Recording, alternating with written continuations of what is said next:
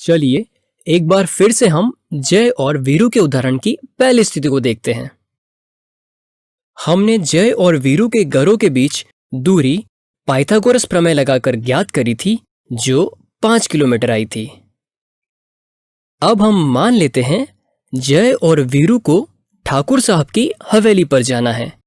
हवेली इस प्रकार से स्थित है कि वह जय और वीरू के घरों के बीच सीधी दूरी को 2:3 अनुपात में विभाजित करती है। अब अगर आपसे हवेली के निर्देशांक ज्ञात करने को कहा जाए तो आप क्या करेंगे? जब कभी भी कोई बिंदु किसी रेखाखंड को किसी भी अनुपात में विभाजित करता है तो उस बिंदु के निर्देशांक ज्ञात करने के लिए हम विभाजन सूत्र का प्रयोग करते हैं। आइए इसके लिए हम विभाजन सूत्र का अध्ययन करते हैं।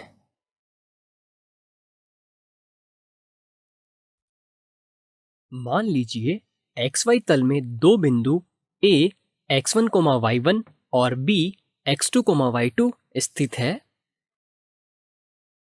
और बिंदु P x, y रेखाखंड AB को आंतरिक रूप से m1:m2 में विभाजित करता है, अर्थात PA बटा PB बराबर m1/m2 होगा। अब बिंदु A, P और B से x अक्ष पर लंबवत AR, PS और BT क्रमशः खींचेंगे। चलिए अब x अक्ष के समानांतर AQ और PC दो रेखाएं बनाते हैं। AA समरूपता कसौटी के आधार पर हम कह सकते हैं कि त्रिकोण PAQ त्रिकोण BPC के समरूप है, अर्थात PA बटा BP बराबर AQ बटा PC बराबर PQ बटा BC होगा। चलिए अब हम देखते हैं AQ बराबर RS है और हम लिख सकते हैं AQ बराबर OS माइनस OR यानी कि x माइनस x1। इसी तरह PC बराबर ST है और हम लिख सकते हैं PC बराबर OT माइनस OS है यानी कि x2 माइनस x। इसी तरह PQ बराबर PS माइनस QS है और हम लिख सकते हैं PQ बराबर PS माइनस AR यानी कि y माइनस y1।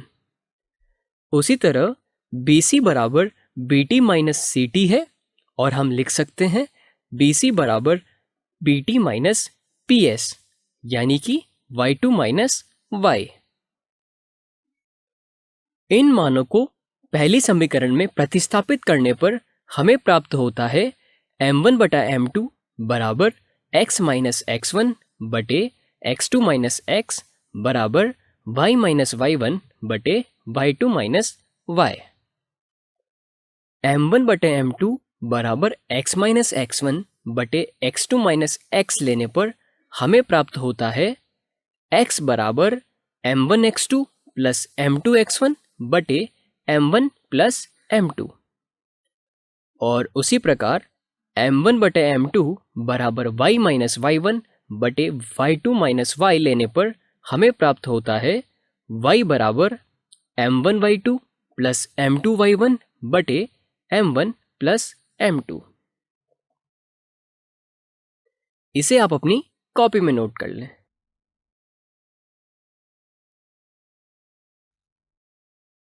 पिछले वीडियो में हमने देखा दो बिंदुओं A x1, y1 और B x2, y2 को जोड़ने वाले रेखाखंड AB को m1:m2 के अनुपात में आंतरिक रूप से विभाजित करने वाले बिंदु P x, y के निर्देशांक हैं m1x2 प्लस m2x1 बटे m1 plus m2, m1y2 plus m2y1 बटे m1 प्लस m2।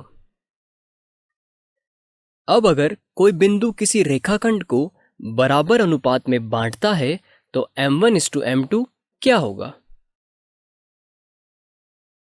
इसका मतलब ये मध्य बिंदु है, अर्थात m1:m2 बराबर 1:1 होगा।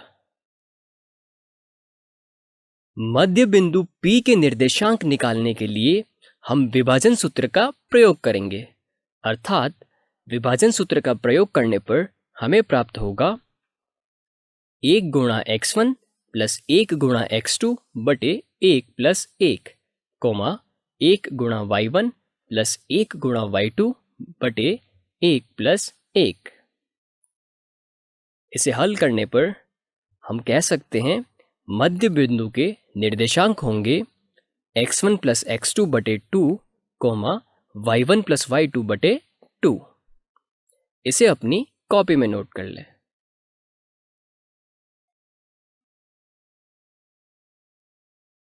चलिए फिर से हम जय वीरू ठाकुर की समस्या पर आते हैं। हमें पता है जय के निर्देशांक बराबर x1, y1 बराबर 0, 3 है। वीरू के निर्देशांक x2, y2 बराबर 4, 0 है। विभाजन अनुपात हमें पता है m1:m2 बराबर 2:3 है। तो हवेली के निर्देशांक x, y क्या होंगे? चलिए अब हम इसका हल देखते हैं। विभाजन सूत्र के आधार पर हम कह सकते हैं x निर्देशांक बराबर m1x2 प्लस m2x1 बटे m1 प्लस m2। सभी का मान रखने पर हमें मिलेगा 2 गुणा 4 प्लस 3 गुणा 0 बटे 2 प्लस 3, यानी x बराबर 8 बटे 5। उसी प्रकार विभाजन सूत्र के आधार पर हम y निर्देशांक भी लिख सकते हैं। y बराबर m1y2 प्लस m2y1 बटे m1 प्लस m2। सभी का मान रखने पर हमें प्राप्त होगा 2 गुणा 0 प्लस 3 गुणा 3 बटे 2 प्लस 3, यानी हमें मिला y बराबर 9 बटे 5। अर्थात ठाकुर की हवेली के निर्देशांक हैं 8 बटे 5, 9 बटे 5।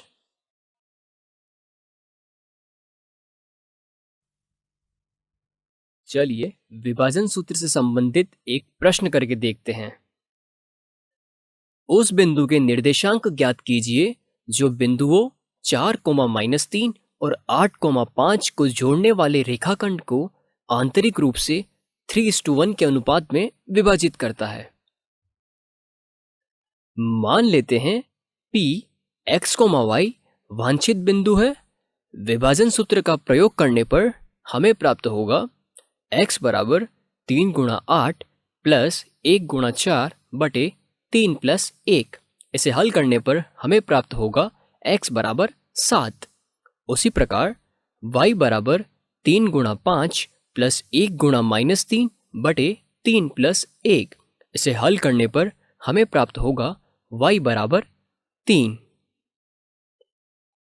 चलिए एक और प्रश्न करके देखते हैं जिसमें हमें उन बिंदुओं के निर्देशांक ज्ञात करने हैं जो a 2, -2 और b -7, 4 बिंदुओं से बनने वाले रेखाखंड को सम त्रिभाजित करते हैं, यानी कि 3 बराबर भाग में बांटते हैं।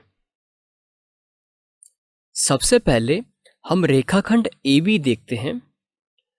अब रेखाखंड AB पर दो बिंदु P और Q कुछ इस तरह से चिन्हित करेंगे कि रेखाखंड AB 3 बराबर भाग में विभाजित हो जाए, अर्थात AP बराबर PQ बराबर QB हो जाए और बराबर 1 इकाई, ऐसा हम मान लेते हैं। इसका मतलब है P बिंदु रेखाखंड AB का 1:2 के अनुपात में आंतरिक विभाजन कर रहा है।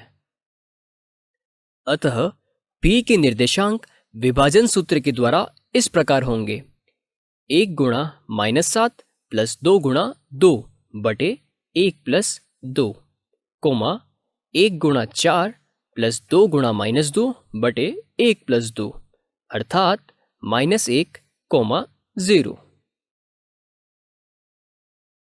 उसी प्रकार Q बिंदु रेखाखंड AB का 2:1 के अनुपात में आंतरिक विभाजन कर रहा है। अतः Q के निर्देशांक विभाजन सूत्र के द्वारा इस प्रकार होंगे: 2 गुणा -7 प्लस 1 गुणा 2 बटे 2 प्लस 1, कॉमा 2 गुणा 4 प्लस 1 गुणा -2 बटे 2 प्लस 1, अर्थात -4, 2। ए और बी बिंदुओं से बनने वाले रेखाखंड AB को समत्रिभाजित करने वाले बिंदु हैं P -1, 0 और Q -4, 0। पिछली समस्याओं में हमने देखा है कि विभागीय अनुपात दिए जाने पर रेखाखंड पर विभाजन बिंदु के निर्देशांक कैसे पता करते हैं। चलिए अब हम इसके विपरीत प्रश्न करते हैं।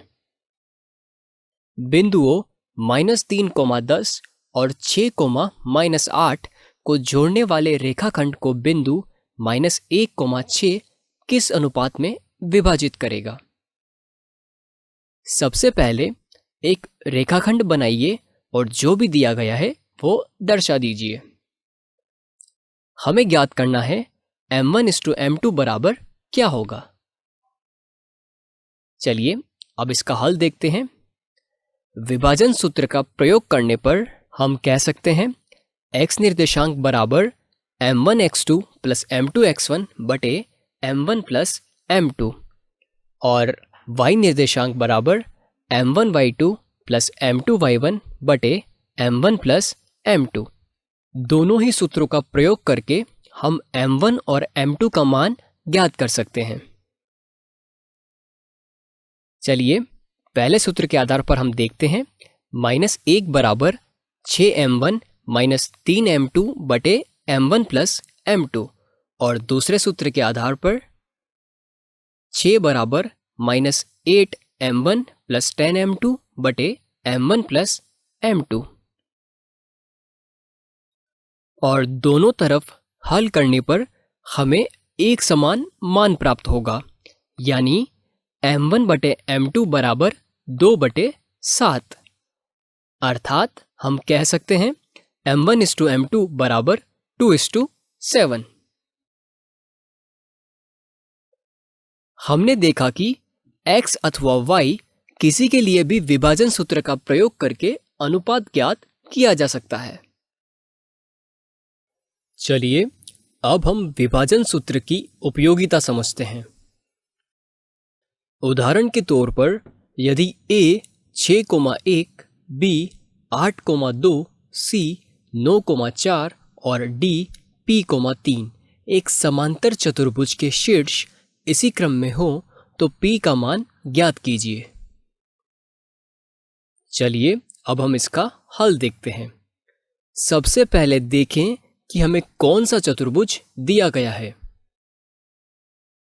हमें दिया गया है समांतर चतुर्भुज, इसलिए समांतर चतुर्भुज के गुणों के बारे में चिंतन कीजिए।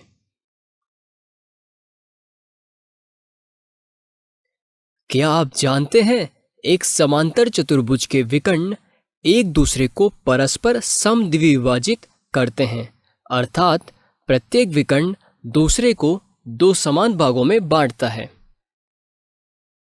अतः हम कह सकते हैं विकर्ण AC के मध्य बिंदु के निर्देशांक बराबर होंगे विकर्ण BD के मध्य बिंदु के निर्देशांक के। और हम लिख सकते हैं 6 + 9 बटे 2, 1 + 4 बटे 2 बराबर 8 + P बटे 2, 2 + 3 बटे 2। और हम लिख सकते हैं 15 बटे 2, 5 बटे 2 बराबर 8 + P बटे 2, 5 बटे 2। दोनों तरफ x निर्देशांकों की तुलना करने पर हमें प्राप्त होगा 15 बटे 2 बराबर 8 + P बटे 2। अतः P बराबर हमें प्राप्त होगा 7। इसलिए बिंदु के निर्देशांक होंगे D यानी 7,3। अब आपके लिए कुछ प्रश्न अपने आप हल करने के लिए, कृपया इसे अपनी कॉपी में नोट कर लें।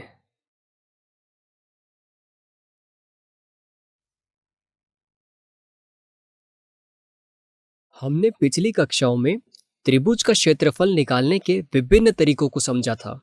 चलिए उनका एक बार हम दोहरान कर लेते हैं। पहला प्रकार जो कि हमने देखा था, मान लीजिए कि आपको किसी त्रिकोण की आधार और ऊंचाई दी गई है और आपको उसका क्षेत्रफल ज्ञात करना है, तो आप क्या करेंगे? जैसा कि हमने पहले पढ़ रखा है, त्रिभुज का क्षेत्रफल बराबर 1/2 गुणा आधार गुणा ऊंचाई होता है। इस सूत्र के द्वारा हम इस त्रिभुज का क्षेत्रफल ज्ञात करेंगे।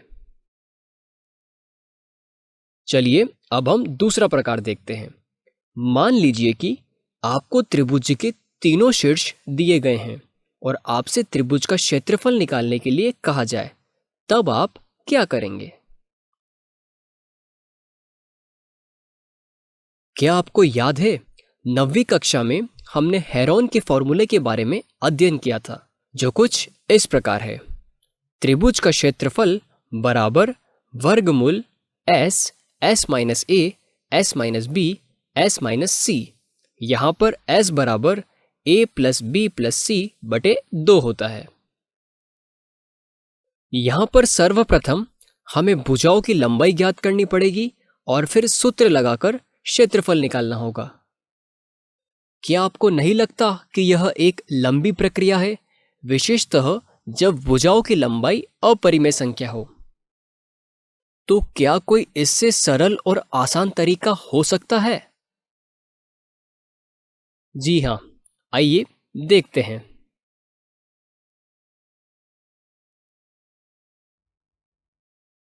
मान लीजिए ABC एक त्रिभुज है जिसके शीर्ष A x1, y1, B x2, y2 और C x3, y3 है। अब बिंदु A, B और C से x अक्ष पर क्रमशः AP, BQ और CR लंब खींचते हैं। हम देखेंगे कि ABQP, APRC और BQRC समलंब है। दी हुई आकृति को देखकर हम स्पष्ट रूप से कह सकते हैं कि त्रिभुज ABC का क्षेत्रफल बराबर होगा समलंब ABQP का क्षेत्रफल प्लस समलंब APRC का क्षेत्रफल माइनस समलंब BQRC का क्षेत्रफल। मगर क्या आपको पता है किसी भी समलंब का क्षेत्रफल कैसे ज्ञात करते हैं? चलिए देखते हैं।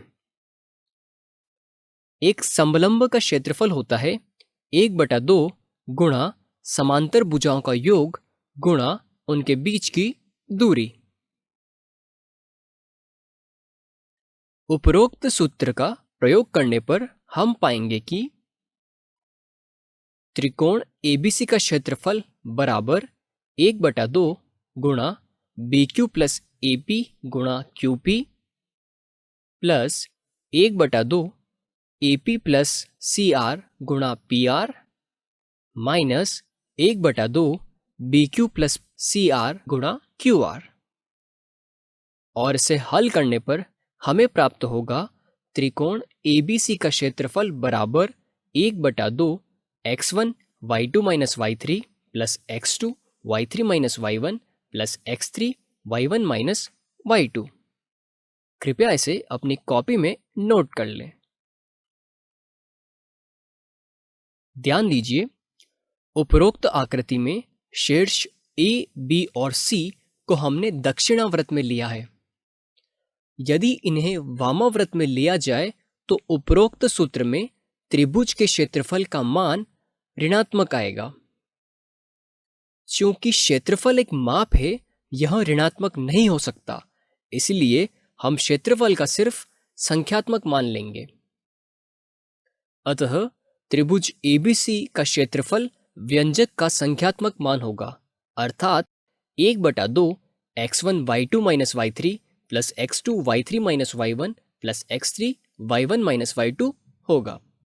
इस तरह हम त्रिभुज की भुजाओं की लंबाई पता किए बिना भी इस सूत्र से त्रिभुज का क्षेत्रफल ज्ञात कर सकते हैं।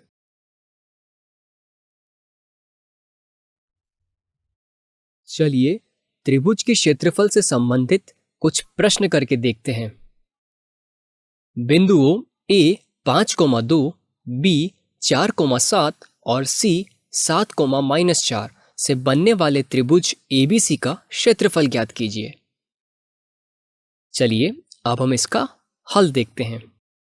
दिए गए शीर्षों के आधार पर हम कह सकते हैं x1 y1 बराबर 5,2, x2 y2 बराबर 4,7 और x3 y3 बराबर 7,-4 हैं। अतः त्रिभुज ABC का क्षेत्रफल होगा 1/2 5 × 7 + 4 + 4 × -4 - 2 + 7 × 2 - 7। इसे हल करने पर हम देखेंगे 1/2 55 - 24 - 35 बराबर -4/2, यानी कि त्रिभुज का क्षेत्रफल बराबर -2। चूंकि क्षेत्रफल एक माप है, इसलिए यह ऋणात्मक नहीं हो सकता है। अतः हम क्षेत्रफल के रूप में -2 का संख्यात्मक मान 2 लेंगे। इसीलिए त्रिभुज का क्षेत्रफल 2 वर्ग मात्रक होगा। इसे अपनी कॉपी में लिख लें। क्या आपको पता है 3 बिंदु संरेखी कब होते हैं? जब तीनों बिंदु एक सीधी सरल रेखा पर स्थित हो तो वे संरेखी कहलाते हैं। चूंकि 2 बिंदुओं को मिलाने पर वे हमेशा ही संरेखी होते हैं, अर्थात संरेखी हमेशा 3 बिंदुओं और उससे जुड़ी समस्याओं पर लागू होती है। चलिए एक उदाहरण करके देखते हैं। बताइए कि A 2,3, B 4,0 और C 6,-3 संरेखी है या नहीं। चलिए अब हम इसका हल देखते हैं। सर्वप्रथम यह सोचिए कि कौन सी ज्यामितीय आकृति का निर्माण 3 बिंदुओं से हो सकता है। त्रिकोण। इसलिए अगर ये 3 बिंदु एक त्रिकोण बना रहे हैं तो ये संरेखी नहीं हो सकते हैं। निम्न बिंदुओं का संरेखी होना सिर्फ एक स्थिति में संभव है, यदि इनसे बनने वाले त्रिकोण का क्षेत्रफल 0 के बराबर हो। अर्थात त्रिकोण का क्षेत्रफल बराबर 1/2 2 0 + 3 + 4 -3 - 3 + 6 3 - 0, यानी कि 0। इसीलिए हम कह सकते हैं बिंदु A, B और C संरेखी है।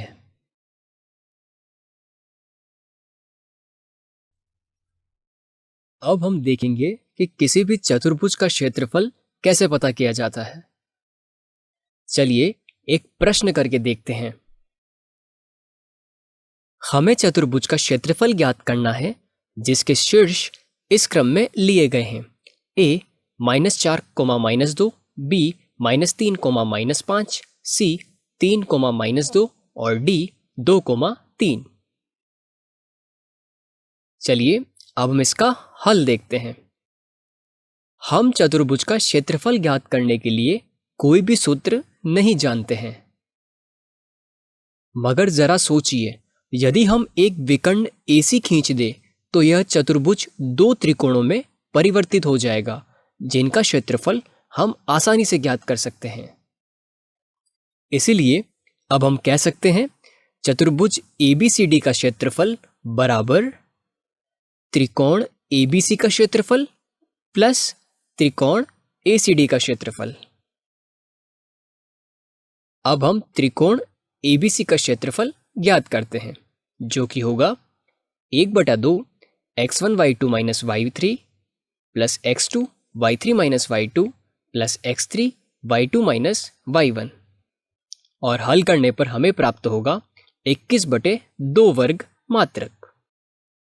उसी प्रकार त्रिभुज ACD का क्षेत्रफल ज्ञात करने के लिए हम सूत्र का उपयोग में लेंगे 1/2 x1 y3 - y4 plus x3 y4 - y1 plus x4 y2 - y3। और हल करने पर हम लिख सकते हैं 35/2 वर्ग मात्रक। इसीलिए चतुर्भुज ABCD का क्षेत्रफल होगा 21/2 प्लस 35/2। हल करने पर हमें प्राप्त होगा 28 वर्ग मात्रक। चलिए अब आपके लिए कुछ प्रश्न अपने आप हल करने के लिए इन्हें अपनी कॉपी में नोट कर लें।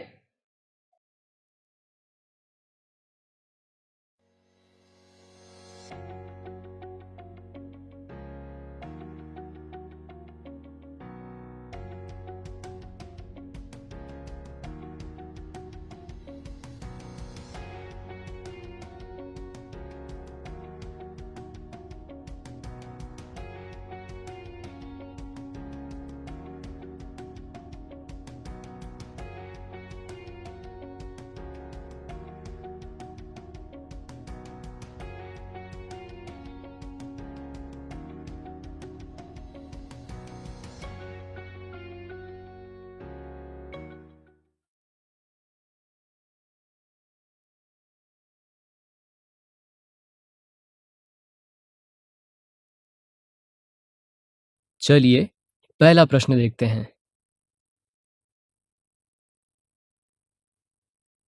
इसके विकल्प हैं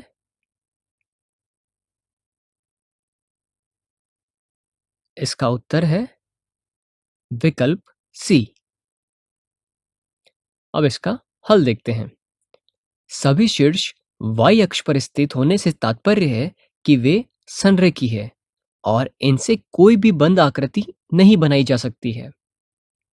इसीलिए ऐसी आकृति का क्षेत्रफल हमेशा शून्य होगा।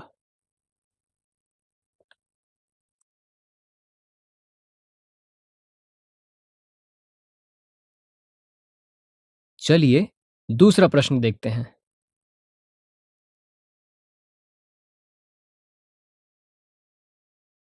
इसके विकल्प हैं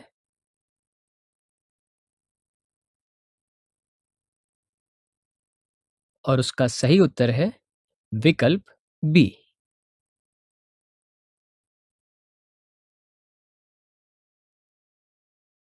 चलिए एक बार दोहरा लेते हैं कि हमने इस अध्याय में क्या क्या पढ़ा। हमने दूरी सूत्र पढ़ा जो कुछ इस प्रकार है। हमने विभाजन सूत्र पढ़ा और उसके दो केसेस देखे जो आपके सामने दिए गए हैं। फिर हमने त्रिभुज का क्षेत्रफल निकालना सीखा और उसके सूत्र पढ़े। धन्यवाद।